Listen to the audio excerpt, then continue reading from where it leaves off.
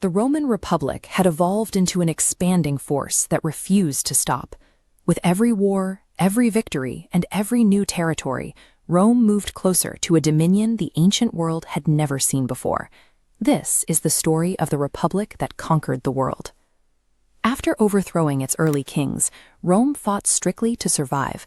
The young republic was isolated, facing hostile neighbors from every direction, and occasionally pushed to the absolute edge of destruction. Yet every conflict taught them something. Instead of collapsing under the weight of these constant threats, the Romans studied their enemies, adapted their tactics, and used the threat of ruin as an engine for aggressive expansion. The earliest battles were fought incredibly close to home. Neighboring tribes frequently raided their borders, while rival city-states fiercely resisted any attempt by Rome to project its influence outward. These existential struggles were debated and managed right here, in the physical center of the early republic, the Roman Forum. From these early losses, the Republic learned how to mobilize much larger armies and construct durable regional alliances. When they suffered a massive defeat on the battlefield, they figured out how to absorb the blow, recruit more men, and rebuild their forces. The constant proximity to annihilation acted as a forge. It forced the Republic to develop a level of strategic and structural resilience that other ancient states simply did not possess. And they developed a highly unusual strategy for dealing with the people they defeated. Rather than executing every opponent, Rome frequently offered citizenship and legal protections to conquered communities. This policy successfully converted former rivals into loyal allies.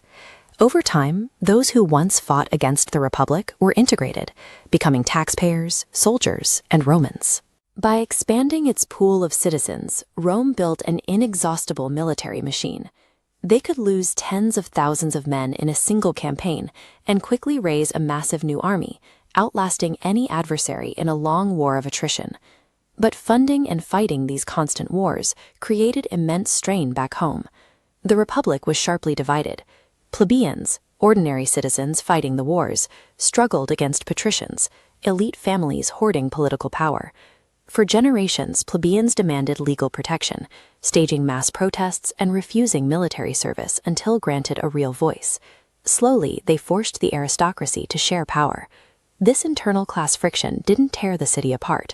Instead, decades of fierce political compromise forged a far more complex, stable government, one capable of projecting its authority well beyond the Italian Peninsula. By the 3rd century BC, Roman authority stretched across Italy. But looking across the Mediterranean, they faced Carthage, a sprawling and wealthy empire. Operating from an incredible stronghold in North Africa, Carthage commanded massive trade routes and controlled vast amounts of wealth. When the First Punic War broke out in 264 BC, the two powers were completely mismatched. Rome built its reputation entirely through land infantry. Carthage, however, held absolute dominance over the sea. To counter this, Rome effectively reverse-engineered captured Carthaginian vessels.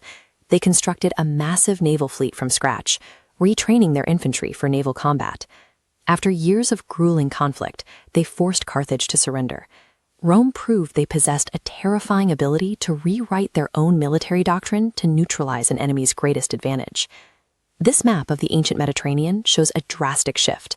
By seizing vast territories, Rome transitioned into a dominant global force. But defeating a rival superpower carried immense risk. Carthage's empire remained active across North Africa and Spain. The total victory in the First Punic War did not secure a lasting peace. Instead, it set the stage for an even deadlier conflict, fueled by a deep desire for vengeance. That lingering resentment produced a brilliant Carthaginian commander who was entirely determined to avenge his city's defeat. His name was Hannibal. He was preparing to execute an impossible strategy, marching an army over the frozen peaks of the Alps to strike Rome directly. He would bring a force unlike anything the Republic had ever faced. To be continued in Episode 3. Next episode, Hannibal, Rome's greatest nightmare. If you enjoyed this story, don't forget to like, comment, and subscribe to History Stories Dose so you never miss the next chapter of history.